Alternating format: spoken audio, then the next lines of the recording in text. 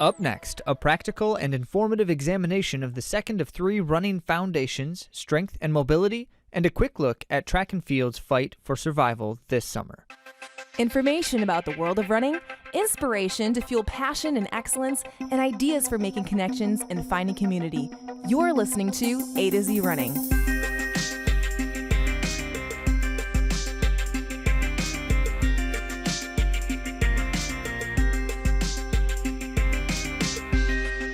Hello, everyone. You're listening to the 40th episode of the AtoZrunning podcast. AtoZrunning podcast turns 40. Woohoo! I'm Andy. And Zach.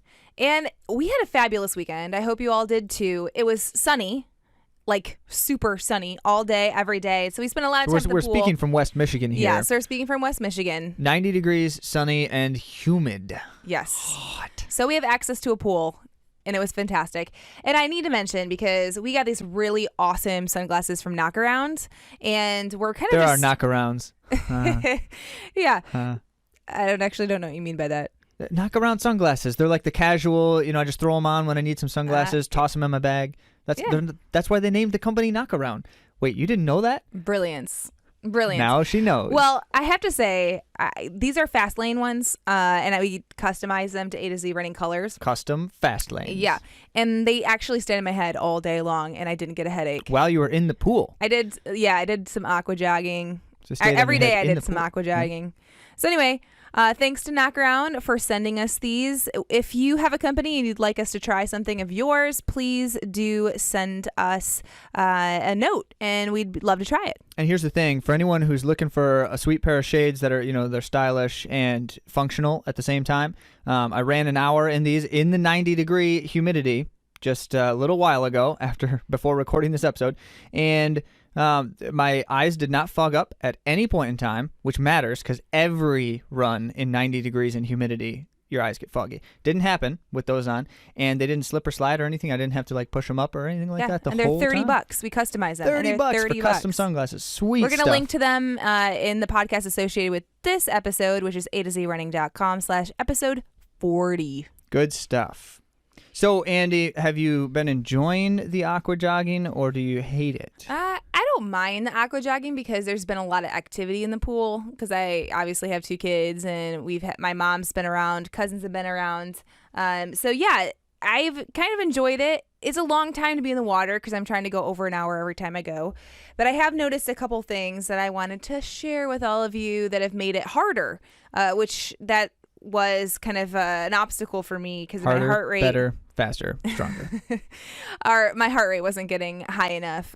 So yeah, I'll first bring my hands out of the water for some intervals, just up by my head, and then to make it even harder, I put my hands over my head for intervals. And that seems to help me stay engaged. She's not treading water either. She's just doing running motion. I've tried this before. I actually literally cannot keep myself above water while keeping my hands in the water moving. So when she does that, I don't even understand how she doesn't drown. I'm getting ready for some water polo. That's what I'm doing. If running doesn't work out, I'm going to try some water polo. Okay. Yeah, that is a joke. So hopefully getting back to training sometime soon. Yeah. Hopefully. I hope so. And for my part, I am running again, and I'm going to be back into full base training here in the next week or two as I build back up into it, which is relevant because the kind of running and training that I'm doing right now very directly mirrors what we were just talking about last week. So this is now part 2, this episode, part 2 of our Running Foundations 3-part series. Now, there's a slight pivot. So Andy and I were in conversation. We were chatting last week about this endeavor we have of trying to establish these foundations, and we're working on the material that we're going to then publish and make available to you all after the 3 episodes are done. And we have a slight pivot because we were talking about it in terms of training foundations last week and how to be a successful runner, and we've realized that it's really not exactly that. So we've shifted it to the phrase running foundations captures a little bit better because it's not just about training, and we really aren't trying to talk about how to be successful as much as how to be a thriving runner. Yeah. And so that's the slight pivot. And if you notice the verbiage or terminology changing this week from last week, either way, go back and listen to last week's episode. It's solid stuff. We talked about aerobic condition and the essential. So aerobic conditioning is the essence of distance running, period, point blank. And what that really truly means, and I think I probably can even better clarify a point that I was making last week too, but it's not necessarily the only thing that you do as a runner, but it is the most important thing to do as a runner. It's the most consistent factor across all levels. Everyone's doing aerobic conditioning and everyone's doing a lot of it across all levels. And it's the most predictive of success and improvement. The more time you can spend healthily engaging in high quality aerobic training, the more likely you are to be successful and improve. And, we're talking about trying to be a thriving runner. If you want to enjoy running, good aerobic conditioning matters a lot. So I wanted to mention that it's a keen reflection on that. We didn't get into the science much, but if it's helpful for you all as you're thinking about this, like why is aerobic conditioning so important at the science level, at the physiological level, certainly, at the longer distances, it's efficiency in your slow twitch muscle fibers. That's what you need to be able to do longer distance as well. So we're talking about fueling, and we're talking about energy output and cardiovascular capacity, and all of those things are influenced by aerobic training. So long sustained aerobic running lays down new capillary beds, which is cardiovascular capacity. And then, of course, the fueling side of things, you're training your body to be able to use your fuel sources more efficiently and better when you're doing the long aerobic running, which all of that you need. And then, of course, energy output, because you want to be able to put out strongly late in a run. And so you need to be able to train that with repetition quite a bit. Also, it's an important reflection that anaerobic capacity matters in a lot of ways, but even like you think about like shorter distance racing where you're more anaerobic all the time, your aerobic capacity still matters because your anaerobic capacity only ever exists as up to a maximum % of your aerobic capacity. So here it is for you, Andy. You can train anaerobically infinitely. You can do it all the time, but it will never be more than a certain % of your aerobic capacity. And so if you never do anything aerobically, you'll probably get slower by just training anaerobically. Believe it or not. Now, I say probably It'd because be really hard to train just anaerobically. It would be. It would be very difficult. But people do it because that's like HIIT workouts and those kinds of things. Okay. That's all anaerobic work. And so if that's the only kind of work that you do, you're not training your aerobic system. So yeah, and that's different for every athlete in terms of what % it is, but it is only ever just a % of. So what is it that all of us need to be doing when we're thinking about training to enjoy running, to thrive, and of course to also be successful? And if you have goals to try to achieve your goals, the foremost thing you need to be thinking about is how to train aerobically at the highest possible quality. Yeah. And the reward of that is getting to race. And I do want to mention that we do have discount codes for 2 races right now. We have the Riverbank Run. That's the 25. Actually, any of the races you can get a discount on. And we'll have that for our subscribers. So feel free to hop on over to AtoZrunning.com and click follow, and you will get that discount code as well. Subscribing is free, by the way. The only thing that the discount doesn't work for is the relay, the 25K relay. And we also have Rivertown Races discount, which is in August. That's coming up. So if you're eager to race, if you want to get something in, if you want to get kind of a benchmarker for you as you head into, I'm hoping, a fall season of some sort, hop on over and follow as well. We will send that discount code to you. All right, well, let's get right into this week's content. So we'll be talking in just a little bit about the second of our running foundations, Strengthen the Animal, which is all about strength and mobility. And we're going to get really practical. So if you want to have an idea of what does it mean to properly strengthen and mobilize as a distance runner or any kind of runner, that is coming right up after a little bit of running news.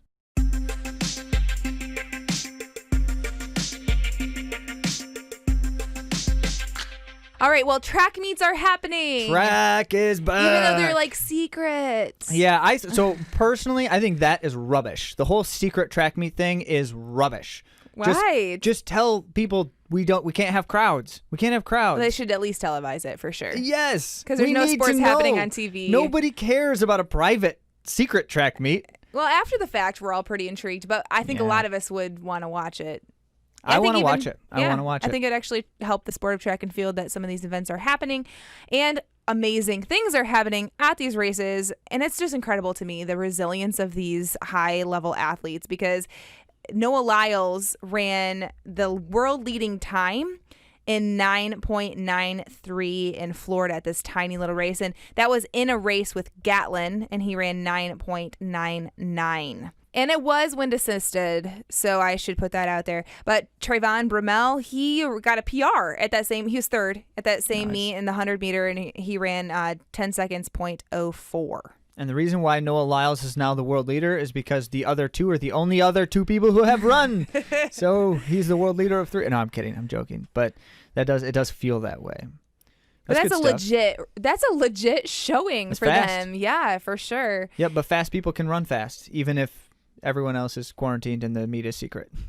So Shanae Miller-Weibo, she's from the Bahamas. She won gold in 2016 in the 400 meters. She, at the same small little secret Florida meet, posted a world-leading time in the 400 meter run in 50.52. That's really fast. These athletes are ready to start racing. It's like we've unleashed them and they're excited to go. Well, we're definitely seeing more and more of these kinds of things popping up. And in other places in the world, they're actually setting a schedule now of competition. So they're anticipating in as soon as in the next couple of weeks, meets are starting in different places. So Kenny Bednarek, he's an American sprinter. He's run the 4th fastest 200-meter time of all time. And that was 19.49 in altitude. But he dropped a win legal world lead in the 200-meter this past week as well in 20 seconds, .06. Solid. All right. What else? We got one more thing. USATF awarding foundation grants. Yes, which is always exciting because these athletes are working hard to achieve their Olympic dreams. So the USATF foundation grant system was built on the idea that there's these athletes who are kind of semi-professional and many of them not even professional, and so they don't really get much money for doing the sport, but they're doing it at the highest possible level still. They're Olympic hopefuls. Right. Like they could possibly so be they're the trying to help them out at least a little bit. Yeah, and so the one person who is chosen for the steeplechase is Leah O'Connor. Well, she's Leah Falland now, so get to know Leah Falland as her married name. Well, there will be more and more to talk about in the world of running as these races, secret or not so secret, start opening up to athletes. Absolutely. So let's jump over to running foundation number 2 after this short break.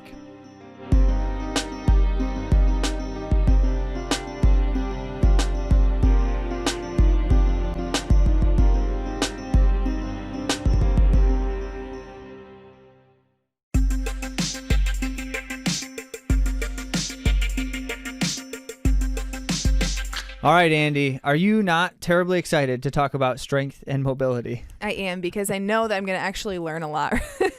Well, so this is one of those conversations. We love talking about this kind of stuff, and I think it's in large part because both Andy and I have been kind of nearly since the dawn of our running lives, we have had this prioritized for us. So the very title of our training foundation, our running foundation number 2, Strengthen the Animal, comes from Andy's experience, which you've heard her mention before. Yeah, Dave Hodgkinson was my coach in high school, and he's done collegiate coaching. He's coached Olympic trials, runners, and he told me at a very young age in high school that I needed to become a stronger animal. And I just love the phrase. I love the phrase because the aerobic conditioning thing is about specifically the training approach that is the most valuable. But the strengthening and mobility type of stuff that's the animal nature of our bodies doing what they do as well as possible. Mm-hmm. And we got to work on it. Yeah, and it prevents injury. So not only is it helping us become the best we can be just because we'll have more power to the places that need it, but also because it can help prevent us overusing muscles that are stronger and underutilizing ones that are weaker.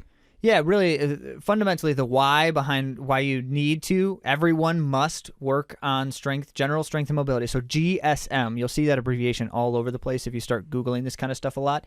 General strength and mobility. And the reason why we need to is, one, because of injury. It helps avoid injury, and so it's being proactive. But also, you feel better when you're running, when you're more stable, when you're more coordinated, and your muscles move more fluidly, and all those things. Just obvious. It's straightforward. It makes sense. And then also, in general in life, you're not only a runner, right? I'm assuming that people listening to this do more than just run. And so you want the other things you're doing to have the least possible negative consequences on your running side of things too. Like, you don't want to go play with your kids and then be sore for a week and, not be able to run well or something like that. Or like what happened to me, where this shin problem that I got is more than likely the result of something like running on a curve for too long. Like, seriously, I'm 31 years old and my shin starts to hurt for a week because I ran on a curve for too long. Well, that means I wasn't properly addressing my foot and ankle strength and mobility. And so, why do we do it? Because we want to be thriving runners. And in those ways, it helps with that. And the number one rule, the rule for strength and mobility, is to do as much as possible of strength and mobility work without compromising your training, your racing goals, your general well-being and life balance. Because as Jake Riley said when he was on the episode, he said you could probably, if you wanted to, you could probably like foam roll and do like mobility stuff all day long every day, and you might never actually be hurt if you do that kind of stuff. And he didn't literally mean just that. But the point being, you could do nearly as much of this stuff as you want to, and it might actually help you even more to do that. But there's a limit. So you got to find that there's limit. a limit of time, too, that one has in a day. Yeah. And there's a limit of how much is just worth your time and effort and attention. Like, your sanity. Your sanity is important here. And so you don't want to be all consumed with general strength and mobility all day long every day. So we're going to try to break this down for you a little bit. Talk about the key focus areas. There are key focus areas for runners that we need to be working on very intentionally and regularly, and refining a little bit of our understanding about strength and mobility in general. And I've got some work here from Jay Dickery. I've got some work from Mike Swinger, which we had him on the podcast as well. So I'm gonna talk to you about some of the people who know the science even better, the professionals in the field.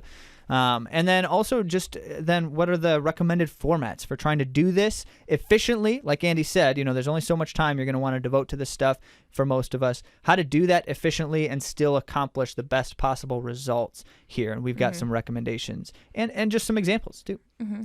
So if your structure isn't sound, if your structure is not set up right, if you're having a dropping hip, if you're, running improperly because of weakness, then all of the aerobic conditioning might be just running you into the ground, into so injury. Good. Thank you for saying that.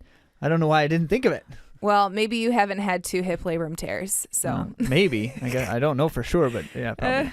But that's it. That's exactly it. So the aerobic work is only effective when you can do it healthily, right, at a high quality for long periods of time. Like, we want to get to the start line. Yeah. That's the goal, right? Yeah. We want to get to the start line. We want to be healthy. We want to have a lifelong love for running. So that is why we need to strengthen our structure. And you heard us talking a couple of weeks ago with Cody about momentum. Mm-hmm. So when we were talking about how to rebuild and regain, sustain momentum, that matters in training enormously. And yes, small disruptions are going to happen, and you can't be discouraged because it's like, oh, my momentum's broken and now everything's falling apart. You can't think that way because you have to just continue to persist. But we also need to do as much as possible to try to avoid those disruptions. Yeah, and I think we need to see the value that all of this has, because as someone who has come back from injuries and whatnot, it's easy to think like, I can't do aerobic conditioning, I'm just taking a rest. Yes, take a rest. Mm-hmm. You need a rest. But there are these things that we can do with strength and mobility that set us up to put us on track so that when we can start running, we have the proper strength and mobility to stay healthy.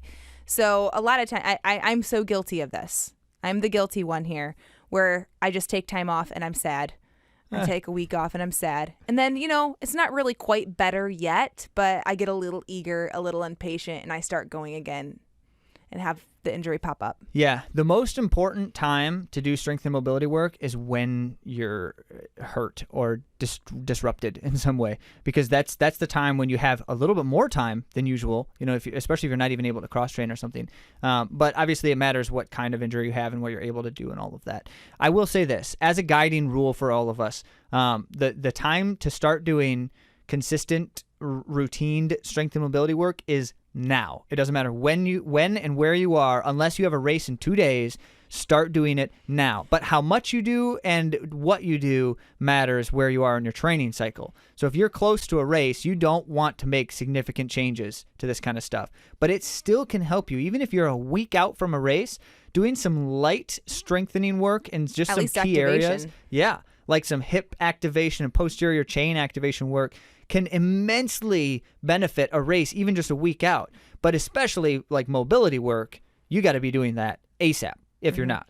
We wrote a blog post and you wrote as soon as possible. I remember you saying that. Did I? Yeah.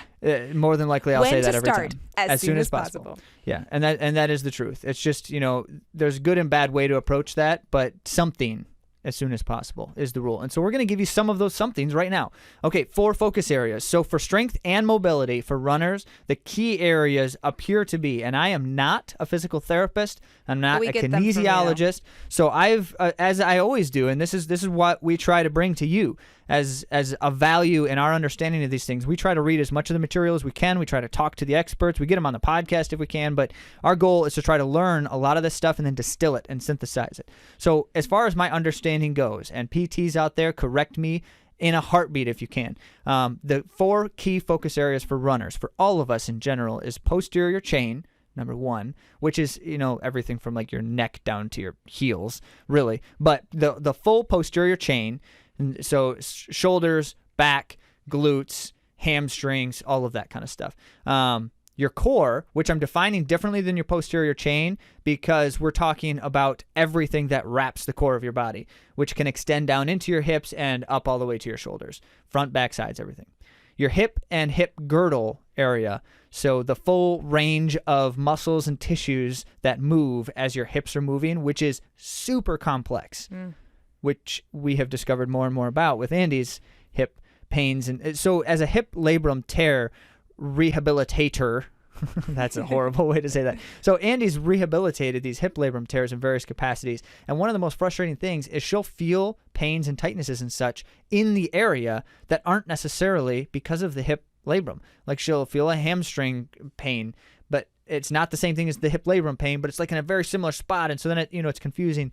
So the hip is super complex, and there's a lot to be thinking about with trying to address if there's a pain there. So yeah, we'll say this many times, talk to your PT. If you've got a problem, talk to your PT. Don't try to rehabilitate on your own without knowing enough about it. Or if you do, just be cautious and still try to talk to a PT. And if you know that there's an area of weakness, but you don't have an injury yet, get the book Runner's Fix by Mike Swinger. We had Mike Swinger on the podcast a while back. We'll link to that episode in the AtoZrunning.com/episode 40 show notes. But his book, Runner's Fix, is the best introductory guide that I have come across to understanding what to do in these key areas, that even if you're not sure if you have something wrong, these are good things that anyone should be doing. So it's a good starting point.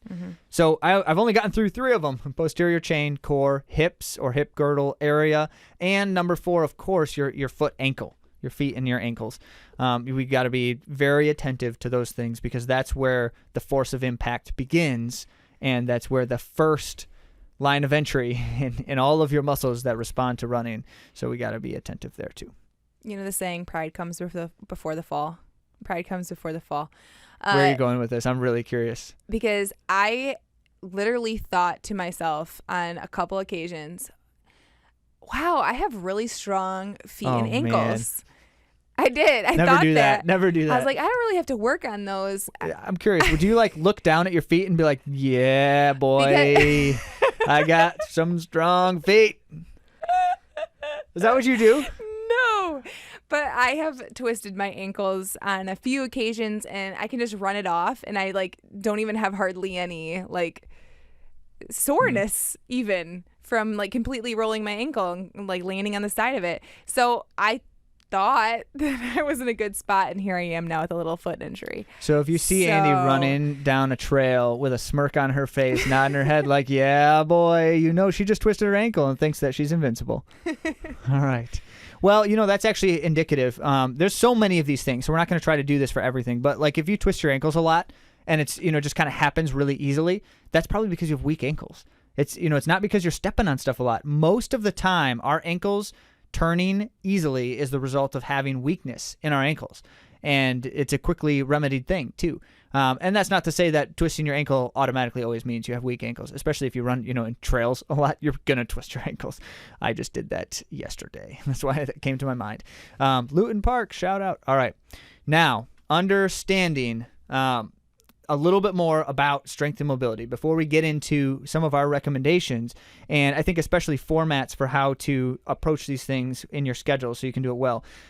So I've got Jay Dickory's book here, Running Rewired, and I highly recommend this. I mentioned Runner's Fix as like the introductory guide as far as I've experienced. Jay Dickory's work is like the next level beyond that. Like it's get both of them, because you go through Mike Swinger's stuff and you're like, I need something a little bit different, a little bit more, or I want to know even more in depth about some of these things. They just take a slightly different approach, and it's great having both. And so that's where I'm actually going to start. Here's the number one thing to understand about strengthening for runners. And this, I love it. Jay Dickory lays it out in a lot of his work. This just isn't just in this book, but he talks about strength training for system intelligence. And so I'm looking on like page 15 if you ever pull out his book. And he talks about the difference between strengthening a muscle and strengthening the motion of the muscles, which is called functional movement, as many of you may know if you're familiar with these topics. So what we're trying to do as runners is we're trying to strengthen the functional movement, not just the muscle, which means the kinds of things I should be doing, in almost all instances, I should be doing work that mirrors some kind of running related motion or mirrors the functional movement of a muscle group. So when I'm working on my hips, it's not like the kinds of strengthening work I'm doing with my hips is what I'm doing when I'm running. I'm not doing this little duck swing foot thing while I'm running, obviously. But it's the functional movement that muscle group performs in that area. And especially, and now I'm going to bounce over to Mike Swinger's work. He mentions this a lot in his book. And in conversation, he brought it up quite a bit too. But we're trying to, when we're working on these things, we're trying to work on the full lengthening and contraction of the muscle. We don't want to just work on an isolated short movement. And that's where so much of like weightlifting and weight training is great for those isolated short movement and muscle groups, because the principal motivation of most weight training, as far as like the traditional stuff, is to make your muscles bigger and like look better. And that's not what we're trying to do as runners. So functional movement, that's the key for approaching strengthening. So then for mobility, staying with Jay Dickory for just a moment, he breaks down mobility into 3 different areas. And this is really helpful as I was thinking about this and reading up and learning about over these last few years. This has been one of the most helpful concepts for me, because as Mike Swinger says in Runner's Fix, not all flexibility and mobility are created equal. They're not all the same. There's different kinds of mobility and flexibility. Well, Jay Dickory provides a really simple explanation of that concept, which is 3 types of motion problems, right? So immobility, 3 types of problems. Joint blockage is one. And so he actually defines this really in a helpful way. Joint blockage, you feel like when you're contracting a muscle. So think about if your knee is bending and the back of your knee feels blockage or immobility there. That's a joint blockage problem, because the back of your knee getting stuck when you're contracting it is not as much related to the muscles. Like they're not short because they're shortening already. So it should be alleviating that. And then the opposite of that, when you feel tightness in a joint area when you're elongating the muscles. So now if I'm bending my knee and the front of my knee, I feel tightness. Now that is more likely some kind of tissue length problem. So that's number 2 area. Short tissue length is the second one. And then the third one, which is quite a bit more pervasive and general, is especially like throughout a muscle tissue. If you feel tightness throughout your quad, not just near a joint area, then it's more likely, almost always in fact, some kind of fascia problem. which means that you've got, congestion between the fascia and the muscle. And the fascia's job is to just kind of flow fluidly with the muscle. But after doing some kind of hard work, the fascia gets essentially kind of like ripped up, which is very normal. Your muscles do this too. They get ripped up a little bit, and then they have to heal back together. But if they don't heal back together in that fluid pathway, then you have blockage, and you need to mobilize that. So here's the 3 things. If you have joint blockage of some kind, the best way to mobilize it is manual manipulation. So that's where you get you get some kind of massage, or you have some kind of ART treatment. Adam Homolka does a lot of ART work. He's certified in that. And if you're not Aaron familiar, Laplander worked on me, and I had some joint blockage in my hips that she really helped with. Yeah. So manual manipulation is just about the only way to effectively reduce joint blockage. You can't stretch joint blockage out in most instances. So even if you don't have someone to work on it for you, you can take your fingers and just work into the muscle tissues in and around surrounding the joints and such, and it can be helpful. If you have a tissue length problem, so if I try to bend my knee and I feel a lot of tightness on the front of my knee, I probably have a tissue length problem, and I need to work on elongating the tissue, which is the concept of stretching. However, it's more complex than that. And right, because you don't want a static stretch. Right. Yep. And so the only time that you want to sit and hold a stretch for a long period of time is when you need to significantly elongate a muscle tissue, but it's very destructive to the muscle tissue as well, and you should never do something like that regularly in a period of aggressive training. Those two do not go hand in hand. So if you need to elongate some muscle tissue, be very careful with what you're doing in training as well, because you can just as easily make it even worse by running hard the day after a long stretching session. Things like that. That's kind of reminding me, and I didn't realize it then, the reasons why, but Hodge used to say not to stretch. And this is before the whole, I think there was a movement. Before it was cool. Before it was cool. He's because he does all the drills. We didn't stretch before we ran. And right. That was the reason why, is because he was attuned to all of this. But at that time, soccer teams were stretching on the field. It was the static stretch era. It was. And I was always confused because he was no, do the drills. Yep. So, yeah, that's the reason why. I love in the movie Chariots of Fire, that's the one with Eric Liddell, right? And oh yeah. So in the movie Chariots of Fire, when they have the epic training music sequence, right? Every movie about sports has one of these sequences where there's epic training music, and they show the athletes doing their training stuff. And it starts, the epic music is playing, but it starts with a bunch of these track athletes stretching aggressively. It's the best way to say it. They're stretching aggressively. I'm pull my quad. And I just keep thinking, that's definitely not what people do anymore, because we've learned better. Now, here's the thing. You do need to elongate tissues sometimes. And the best way to do it is not that static stretching. The best way to do it is active mobility, active flexibility types of stretching, which is Phil Wharton's stuff. He's the expert on that. There's a lot of people who do stuff about that, but go to the source, man. Go to Phil Wharton's work and learn about active isolated flexibility. And if you're out running or driving right now, don't worry about writing this stuff down. We are going to link we are all linked to all stuff. of it. Yes. Yep.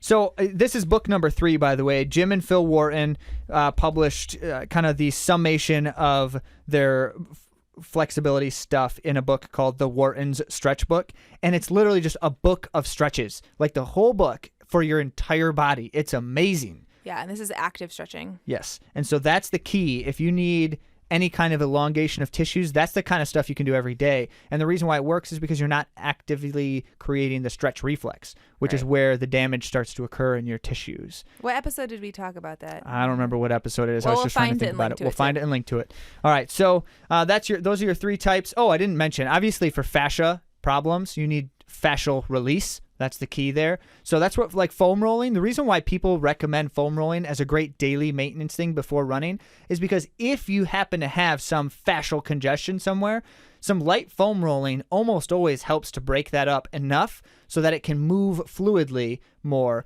and that resets the fascial path with your muscles. And I'd love for there to be more studies done, because I feel that most every elite athlete or sub-elite or just a serious athlete does foam roll, but there isn't a lot of studies done to show its helpfulness.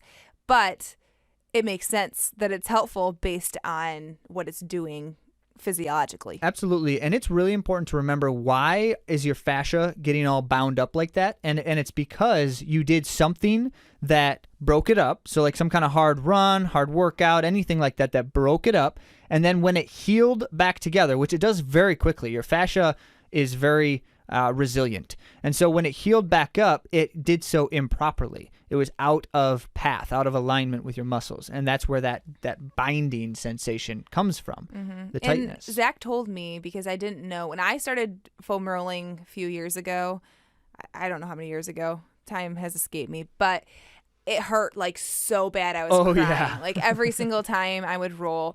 And Zach, I remember him saying like, it shouldn't be that bad. Like eventually it won't be that bad. Right, because you got to break up so much junk first. So if you are feeling that way now, just know that someday it won't be so bad. And keep doing it. Now, remember how I mentioned it matters when you start doing some of these things? Don't start foam rolling for the first time the day before a race. Like everyone always talks about foam rolling, and you're getting ready for a big race, and you're like, I'm going to get a new foam roller and foam roll the night before the race. Don't do it.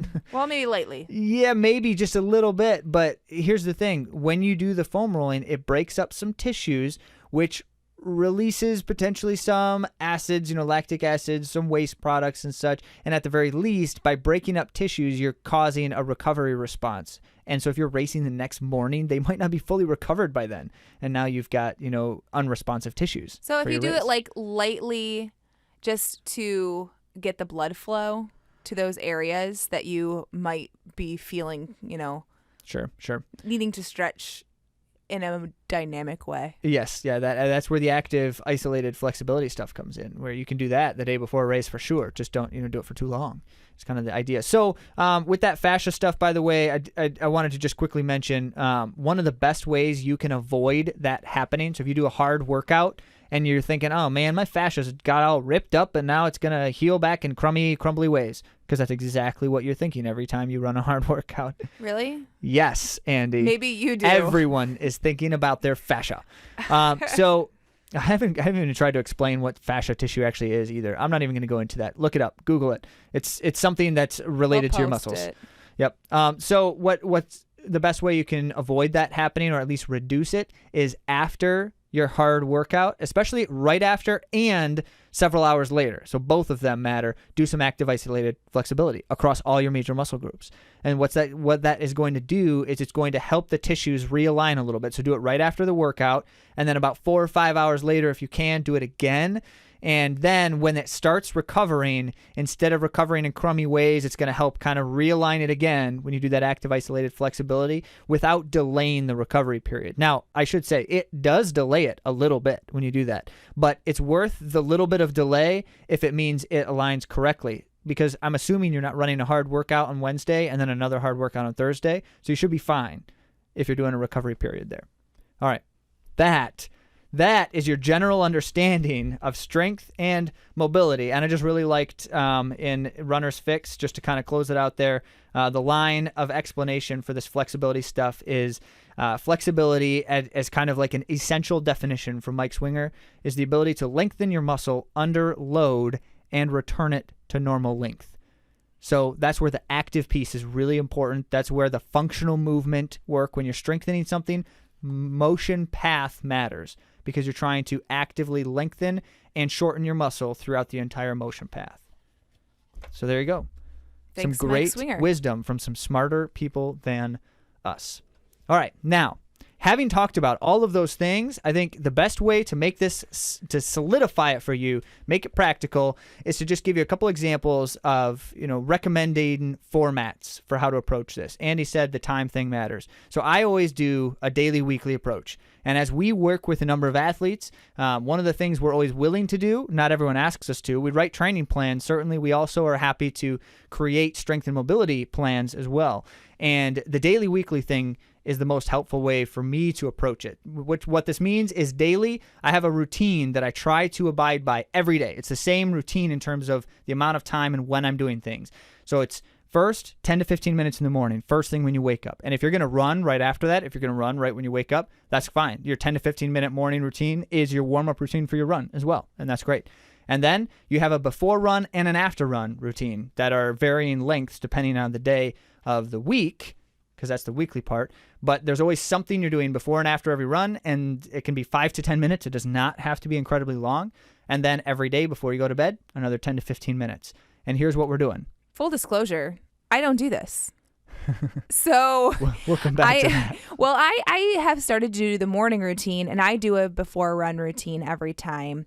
Post run routines are just so difficult, and I think I have confessed Andy's before. phone is the constant. No, it's my children. combatant It's not my phone. It's yeah, but in reality, the reason that we're distracted. It's whatever the distraction is. We're distracted. We need to stay focused for at least a few more minutes. Yeah, it's really hard when you have kids crying, hanging on you, poopy diapers. A husband asking you to make dinner while he lounges on the couch. Make me food! That's me. I was talking about me there. Ha ha. All right, so yeah, we'll come back to that because we're not perfect in these areas. But if we were, this is what we would do. We do 10 to 15 minutes in the morning of some muscle activation, some coordination stuff, especially addressing some of those essential areas of weakness that I have. It's very important to start the day with some of those things. So if I have that shin problem, I include in my morning routine some foot and ankle work. And if I've got some back problems, I include some posterior chain work, all of that kind of stuff. Now, in general, for all of us, I think it's a good idea to include posterior chain activation first thing in the morning because it actually helps with posture for the whole day if you start that way. That's important. Mm-hmm. But also, that's the line of muscle activation that matters the most in terms of your running form is how your posterior chain is firing. So we want to activate that, wake it up right away. And then, it's good to do some core stuff so that your core stability is activated as well. It's good to do a little foot and ankle. You get the point. Spend 10 to 15 minutes when you wake up doing some general strength and activation types of things. Not as worried about mobility yet. But if you want to include then in your before running routine, 5 or 10 minutes here, a little bit of mobility work then helps, active flexibility types of stuff. But Jay Johnson, who's a wonderful source on exercise routines, core routines, all that kind of stuff. He's got tons of it, and it's great. So he says, at the very least, bare minimum, everyone before running should do a lunge matrix, which he designed. Of course, he's going to say do the thing he designed, but it's really good. I've been doing it for years because it is really good. And it actually, I feel way looser. Yes. It's a dynamic stretch. It's a dynamic stretch plus muscle activation plus strengthening all in 1 3-minute. I'm not kidding you. It should take you under 3 minutes to do. So if you're crunched for time, that's the one. Yep, that's the one. So do the lunge matrix. We're going to include a link to that because it's a short video. It's easy to learn it, and it's the same 5 motions every single time. And then he says do leg swings after that. Lunge matrix, leg swings, and then you can feel free to go for your run. However, it's best to do a little bit more than that too if you need some more specifically targeted things. So zombie drills. Yeah, do some Dave Hodgkinson's foot activation drills. We'll include a link to some of his videos there too, because that's another one that's been really helpful. And in general, do 5 to 10 minutes before your run, and then another 5 to 10 minutes or maybe a little more depending on the day after your run. And that's the time especially to work on some higher level strength types of things like power in your stride, power in your foot and ankle push off, and your posterior chain reaction and some of those things. So we're doing like fast leg drills aggressively after the run. We're doing squats and squat jumps. We're doing lunge jumps, the kinds of things that, remember Jay Dickory's functional movement thing matters. So we're doing that kind of work a lot of times after runs. And then the last one is at night. So I try to do this every day, and I simply don't. It just does not happen. But I really wish that I would, because I even sleep better when I do. But I try to do 10 to 15 minutes of a full range of active isolated flexibility, Phil Wharton stuff. I start with like my hips and back and work my way down to my foot and ankle. And I just, as soon as I'm done doing it, and I don't do it for very long, 10 to 15 minutes, as soon as I'm done, I feel better. Like everything moves better. And I mentioned like your fascia is going to recover more appropriately, more properly if you do something like that before bed. Because then when you're sleeping, that's when the majority of your muscle rebuilding is happening anyways. HGH release and all of that happens when you're sleeping. So do something before bed to help mobilize, especially like realigning things. That's where that active isolated flexibility is the best. So you mean instead of eating my third brownie and coffee, I should be doing... Eat that third brownie because it's very important. Yeah. So do that. And then what did I just say? I just said an hour's worth of strength and mobility work every day. It's a lot. It's a lot. But if you break it up into 4 different segments and potentially, maybe it's more 50 minutes or something, but like that makes a huge difference. And if you can't manage 15 minutes before you go to bed, do 5. If you can't manage 15 minutes when you wake up in the morning, do 5. And think of 3 exercises that are very important for you because of weaknesses you have and other kinds of things, and do those 3 exercises first thing when you wake up and then start your day. Like, that's not hard, but we've got to make it a habit. We've got to make it part of the discipline. So that's how I want to kind of close out the conversation, Andy. First, what's the biggest challenge for you? My biggest challenge is that it feels kind of big. Like, I have a lot of different weaknesses that I've needed to address. That's been hard. I feel like I have my head above water, just trying to make sure that my labrum tears don't flare up again. Yeah. That's kind of where I've been in survival mode. And so to think of doing anything more is difficult to me.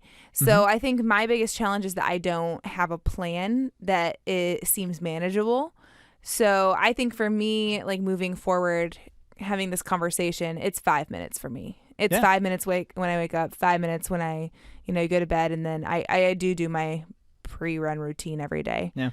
So and then post-run to try not to be so distracted. And I was thinking about this today, actually, that I might need to just remove myself from, like, the house if Zach is able to be there.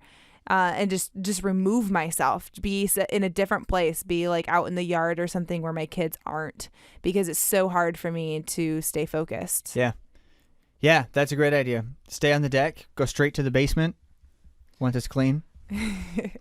Yeah, I agree. So that's it for me. For me, the biggest challenge is that I make the routines too complex. That is true. So when I create my habit, and I do this really well, I start a habit really well, but I make them too complex. And then I can't remember what I'm trying to do, so I have to look at my phone or at a sheet of paper where I wrote it down, and it's just too convoluted.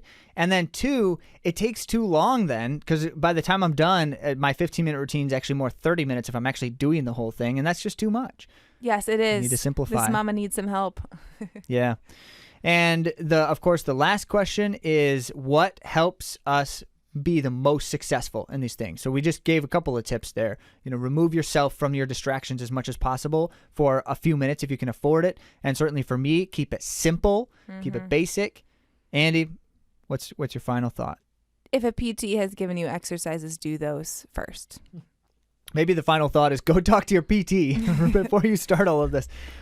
If you don't have a physical therapist, find one who's willing to just at least get on the phone with you for a few minutes and just talk about, here's what I feel like when I'm running, and start the conversation. You're going to need to see someone if you really want the benefit of it. Adam Homolka's always happy to get this conversation started with you. Call him up at Endurance Rehab. I know Mike Swinger said the same thing. So, he's up north if you in can't schedule something, area. If you can't schedule something in the West Michigan area, but you're up north, but these guys are just a couple of the many across the world so if you're not around here and you still need to see somebody, find somebody to call. Makes a big difference. And with that, of course, as we often mention, we are working with athletes on many levels, trying to help implement these kinds of training ideas, and we do some coaching and some training plans and all of that. And as I said, we also work on strength and mobility types of things. So if you feel like you need more help than you're able to find on your own with that, or you just want another perspective or someone to help kind of design a plan for you, we're happy to do that. Or at the very least, just send some questions and thoughts and concerns, and we can always respond with some emails or some notes in social media. Or Andy, how do people communicate in social media? Does that work? Does that happen? Yeah. So it is called get social. A conversation going on Instagram. We're at AtoZrunning. Facebook at AtoZrunning, Twitter at AtoZrunning, and now we are on Pinterest, but I don't think a lot of communication happens there. You could just repin our stuff, which would be fabulous. Andy would be so excited if you did that. Hey, don't forget, you need to be a subscriber to AtoZrunning.com, which is free, which just means we send you a weekly email with some of the latest content, as well as those discount codes for races. If you want the codes, you have to be a subscriber. We don't post them anywhere on our site. And when we release the Running Foundations Guide, the formal release, which is going to happen after the third episode lands, the third part, that will only be available for a limited time for free to subscribers. Yeah. Everybody else has got to pay us money if they want it, but you can get it free. AtoZrunning.com. Look at the top where it says follow, or AtoZrunning.com/subscribe. And thank you all for listening. I haven't read the reviews out loud on the A to Z Running podcast that you've given to us, and I just want to say thank you. I've read them, and felt them and see you. So I thank you for that, because that does help other people find us. So if you do ever have time and you want to rate and subscribe to our podcast, give us a note or two. That'd be great. And with that, stay tuned for part 3 next week.